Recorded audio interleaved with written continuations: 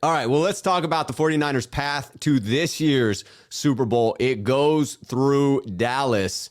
In talking about this, what does this rivalry mean to you personally? Does this draw back any memories of childhood and being a fan? Is there any emotion still attached to this for you? Again, my first season really following football was 94, and that was the Niners beating Dallas. So when they beat them, everyone was like, oh my God, finally. And my idea, like, it was like, that was easy. Dallas sucks. Man. I don't see the Whooped big on deal. them.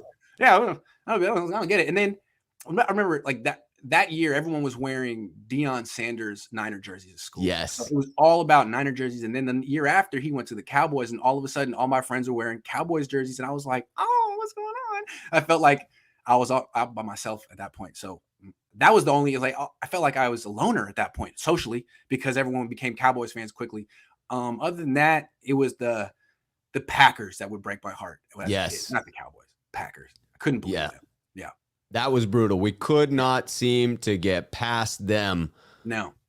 So it sounds like, you had more of a hatred of those Packers. Packers would like make me cry. I would be like 7 years old. Like, I don't understand. I thought why can't we beat Brett Favre? Why? Yeah. That kind of stuff.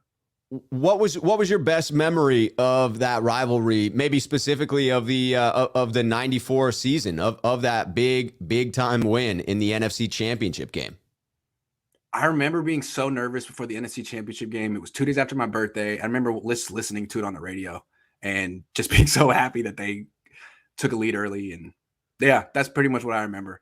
I think I listened to it on the radio. Didn't watch it on TV. I was nervous. That is throwing back in time. Kids are like, wait, what do you mean you listened to it on the radio? On radio, yeah. Stream like the it? backseat of the car, real little. That's wild. Yeah, that's what I remember. I remember being at that game with my dad and just being so relieved that they got up early and that it wasn't going to be a stressful game because I had some bad memories of years past and Dallas breaking my heart repeatedly, and that was tough to stomach. For sure. My most memorable Niner Cowboy game, though, was the T.O. Star game. Like, I was in middle school for that, and I wasn't expecting that. I was just watching T.O. be great, and then all of a sudden, he, made it personal with the entire state of Texas, which was crazy. That was really interesting. I mean, it's kind of a farce. It wasn't exactly the level of the NFC Championship games, but damn, that was memorable. That was crazy. That was fun. All right, before we get into matchup-specific stuff as we wrap up here, just getting into DeLondis Green. Last one, LOL. Love you both, by the way. Rams versus Cards. Is coach's job on the line this playoff game? Seat get hot for McVay or Cliff? Yeah, I would say that the Cardinals should fire Cliff Kingsbury if they lose in the first round. That team is underachieving. That team is loaded, and I don't understand what happens to them. Every year in the second half, they fall apart. So, Stacked. Yeah. Him. I don't think Kyle's on the hot seat. Again, they're going to keep pointing to Kansas City. We're on the Kansas City plan. Everyone signed off on that. That team went 10-6, lost in the first round. We went 10-7. If we lose in the first round, we'll just say, okay, well, now Trey Lance is ready. Now we're going to our now we that's the plan for the future. So I don't think his job's on the line. No. Yeah, it becomes a pivot for Kyle Shanahan on to 2022 with significant amounts of hope because it is the transition to Trey Lance. All right, getting in to wrap this thing up, talking about 49ers-Cowboys. What do you think about this matchup specifically? What are you looking for, strengths and weaknesses for the Niners versus those strengths and weaknesses for the Cowboys? What jumps out to you about this game? Well, the Cowboys are another one of these modern NFL defenses that's fast. Yes, a little bit smaller. Yeah, I mean, that's how you're supposed to build your defense now. Like, you get the great pass rusher, you get the great corner. I mean, they would give a team like Kansas City a lot of problems, right? But the Niners are different. The Niners are physical on offense, unlike other teams, and they want to run the ball. And now that Kyle Shanahan has finally committed to it, and he won't let you off the hook, he's not going to be one of these games where he just forgets to give the ball to Deebo Samuel, like he did in the Super Bowl. Like, why they would tell me to call that in the third quarter? No, you forgot. He's not going to do that anymore. Not going to let you off the hook. You're going to have to deal with 20 carries with Elijah Mitchell, 6 or 7 with Deebo Samuel, and most teams can't deal with that. And most teams aren't even built to deal with that. So Dan Quinn's knows it's coming. He knows Kyle well, and he's going to do the best he can. But I don't know how many teams. I really feel like what is going to take the Niners out is an injury, not a team. Okay, that makes sense. Yeah. That makes sense. So you think he's going to get the carries. Do you think Elijah Mitchell is going to have the success against Dallas? I would think they're going to sell out. to attempt to stop the run. Dan Quinn's going to know it's coming. But sometimes that run offense is unstoppable. Really Which is. way do you see it breaking for the 49ers? If he gets 20 carries, is he averaging 4 yards a carry or more or less? I think about 4, and I think that's all you need. Yeah. Because this team, you get on 3rd and 1, they're not going to go empty. All you got to do is get that quarterback sneak. Right. So I'm just saying they can just keep 3 yards, 3 yards, 3 yards, 3rd and 1 quarterback sneak. It's their offense. It really works. No, seriously, I think they should.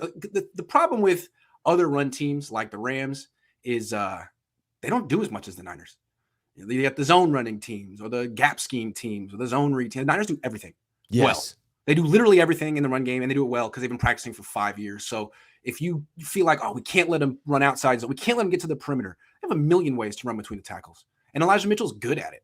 So as a defensive lineman, you're there. You're like, man, I got to worry about the down block. I got to worry about a double team. I got to worry about the outside zone reaching and it's like, good luck. You're really guessing, and you're getting hit where you don't expect it. And it's guys like George Kittle and Kyle Juszczyk and Trent Williams. I mean, you can sell out to stop the Niners run game and still not stop it. You're right. How impressed were you when the Rams took away the outside runs and the Niners pivoted to running between the tackles with Deebo? I mean, just to see a wide receiver successfully running between the tackles like that, I was blown away. He reminds me of Roger Craig, the way he runs between the tackles. Ooh. Just that. Because the high knees.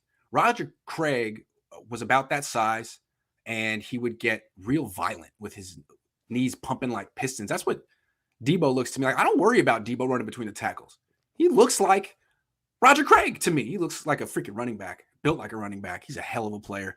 Honestly, they better not lose a game because they didn't give him enough. If they go into Dallas and lose because Deebo Samuel only carried the ball 5 times, that's on them. Because right now he's averaging 1 touchdown every 7 carries. So give him 7 carries. Give him 8. You might just get 2 touchdowns, man. I mean, if you give him the ball to 20, chances are he's scoring a touchdown from 20 yards out. It's unfair. What other team has that play in the just give the ball to Deebo play from 20 touchdown? Do that. Don't look because they went into Tennessee and lost, and Deebo had 5 carries. Nah, unacceptable. Get him 7. 7. It's the playoff. 7 is the magic number. Mark that down, 49er faithful. They're undefeated when Deebo Samuel gets 6 carries in his career. Undefeated when he gets 6 carries. Now that's all. They're 6-0. 6 carries. Make it 7. Get crazy. How about 8? How about it? How about crazy? I'm telling you. The Niners. There is a clear formula here. They're undefeated when they just keep feeding Deebo. And they could have done that in the Super Bowl. They can do it now. I think Kyle gets it. I think the fact that he stuck with it down 17 means he gets it. He had the aha moment. He had it. So now it's just like, can these guys stay healthy? And it's tough. That's why the running backs get hurt. We'll see. We shall see. That will be key. Health will be key for the 49ers. No question about it. Flipping the script to the other side of it, can the Niners really hope to contain Dallas's offensive attack, or is it more about slowing it down? Yeah, I think that. I mean, the Niners defense is playing as well as any defense in the league right now. They got a ferocious pass rush, a great run defense, and a solid secondary that is really boosted by the front 7. So, yeah, I mean, I don't think the Niners are concerned about Zeke Elliott. You kidding? I think they're going to put a hurting on Zeke. Pollard's pretty good, but he doesn't get a big workload. Those wide receivers are great, and that's a problem. But I think what the Niners can do is make Dallas one-dimensional and really bother Dak Prescott with his pass rush and probably keep him to 20 points or less. I think the Niners defense is definitely, it matches up with anyone, really. Yeah, I've been so impressed with their run defense surging, number 1 in the league after, week 6 or something like that, when you look at it, and that number 2 in the league overall for the entire season for that run defense. And I would agree that I'm not terribly concerned with Ezekiel Elliott and wrapping him up. He seems to have lost a half a step. I am intrigued by Tony Pollard. Do you think he's potentially one of the X factors for Dallas, both in the offense and the fact that he is their explosive kick returner and does have a touchdown on the year? Yeah, absolutely. He's a really good player. I just don't know if he's going to be a big enough factor in the game, like if they can get him enough touches. But maybe they will, because Mitchell's going to get the ball 20 times. Deebo's going to get the ball 7 times. Pollard, if he gets 10 touches, how much can he do? But yeah, he's good. He is. Niners have to keep an eye out for him. Do you anticipate the Niners will attack Dallas much in the way that Arizona was able to do it, by limiting the effectiveness of the run game, effectively making Dallas one-dimensional, and then getting after Dak, both with the front four getting home, but with well-timed blitzes, much like the Arizona Cardinals were able to do, where they got home on a couple of those blitzes. I would think so. And I remember, Arizona held Dallas to 22 points. So I think the Niners can do probably, 20, 17.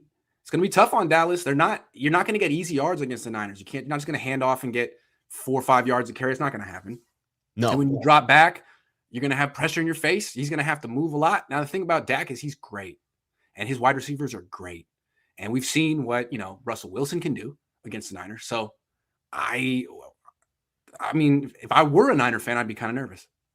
It sets up to be a hell of a game and could go either way. I mean, I have a tough time with this one. I do not believe that it heavily favors one team or the other. And that's part of the excitement for me, is knowing that it's going to be a hell of a matchup. It's going to be gut punches from one team to the other, and just incredible rivalry and hatred on the field coming through in the fan base as well.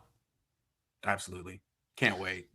Looking at Sunday, do you anticipate we will see any Trey Lance against the Cowboys? No, I don't. I think they stuck with Jimmy Garoppolo down 17 in a must-win game. They are not going to waver. And I think that's one thing to commend Kyle Shanahan for. You made a decision, stick with it. As opposed to the dude in Chicago, right? Like, he's like, we're going to start Andy Dalton. And then that didn't work. And then all the media said, you're stupid. And he's like, okay. I'll go to Justin Fields. Like, oh, well, now you stand for nothing, right? Now you're fired. Right. Now you're fired. So at least they're going to stick with their decision.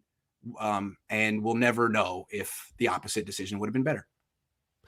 I do have to commend Kyle Shanahan for that. There were multiple times where it would have made sense to make the switch and where the pressure built to a boiling point, and he did stick with his guns. And it does seem that he is going to clutch even tighter to Jimmy Garoppolo as they launch into the playoffs. Do you think there's any special package of plays, a secret package that could get pulled out at a moment's notice for shot plays to give the 49ers a boost if they need it?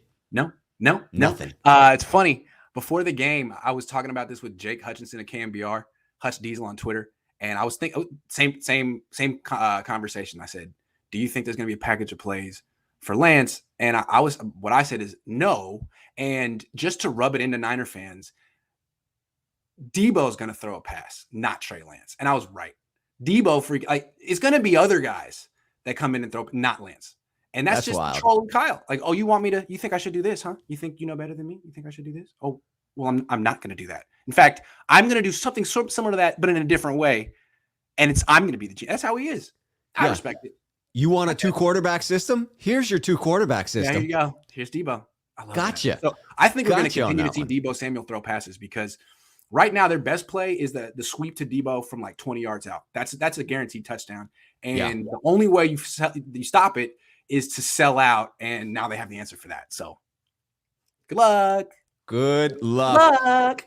Sean 9519ers throw, and he took a hit. I'm sorry. That was a great throw. Great throw.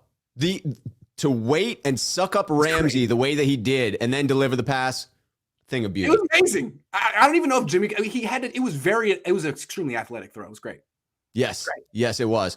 Sean 9519ers, one of our sneakerheads. We only lose if we turn the ball over in crucial spots. Dallas is overrated. Played 2 good defenses. Arizona and Denver lost. Game dictated by O and D lines. To that turnover question, do you think that the 49ers are going to be able to limit the turnovers against Dallas? I mean, they are a turnover-hungry team with Diggs and Micah Parsons. Yeah, if they run the damn ball. Simple as that. Control, that's why time of possession. To win. Yeah. If Elijah Mitchell weren't healthy, I'd pick him to lose. I'll tell you that. Because then Jimmy would have to win the game, and I don't trust him. I don't trust Jimmy the Arsonist. Good guy, though. That's fair. Yeah. Anthony C. coming in. Apollo Creed versus Rocky Balboa. Speed versus power. Gotta love it. Is this the best rivalry in the league? Yeah, if you're our age. It hasn't been a rivalry in about 27 years, but if you're our age, yeah. Yeah, I noticed that on Twitter and all the comments. Like if it is your age and up into my range and even further, the hatred just gets more and more the more you go. My dad still hates the Cowboys. I mean, with a passion. For me, it's kind of died down. I have more, I wouldn't even call it hatred, more disdain for the Seattle Seahawks because of how recent those memories are. The Dallas one has faded a bit because we haven't been as relevant at the same time. I just want to say something. Like if you're a little bit younger and you don't remember this era, you should go back and check out the Cowboys of the early 90s. That team was one of the best football teams ever. And because the Niners in the early 90s were great too, but not as good as Dallas.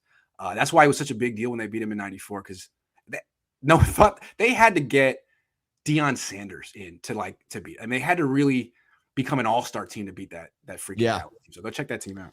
Go watch Michael Irvin body cornerbacks. I mean, go watch him run a curl and watch him just block Look at their out. offensive line. Honestly, the best part about that team was their offensive line. It was the biggest, goodness. I mean, Emmitt Smith was great too, but any running back behind that offense. Yeah, they were road pavers.